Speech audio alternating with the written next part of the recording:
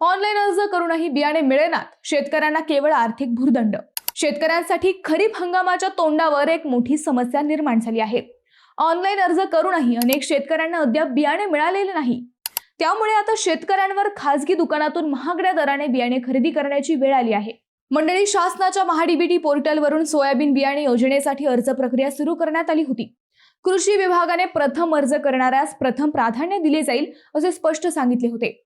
त्यामुळे हजारो शेतकऱ्यांनी वेळेत ऑनलाईन अर्ज भरले, मात्र आता प्रत्यक्ष लाभ देताना अनेक शेतकरी योजनेपासून वंचित राहिल्याचा आरोप होत आहे। प्रशासनाकडून बियाणे मिळेल या अपेक्षेवर असलेल्या शेतकऱ्यांना आता खासगी विक्रेत्यांकडून जास्त पैसे मोजून बियाणे खरेदी करावे लागत आहेत। परिणामी खर्चात वाढ होतीये। कोपरगाव तालुक्याचा विचार करता 5,573 वैयक्तिक शेतकरी आणि 145 शेतकरी गटांनी ऑनलाईन अर्ज केले होते। मात्र त्यापैकी केवळ 119 वैयक्तिक शेतकरी आणि 30 शेतकरी गटांचीच निवड झाल्याची माहिती कृषी विभागाकडून देण्यात आली आहे। आता प्रश्न असा आहे की वेळेत अर्ज करूनही शेतकरी वंचित का राहिले आणि शासन यावर काय तोडगा काढणार याकडे हजारो शेतकऱ्यांचे लक्ष लागले आहे।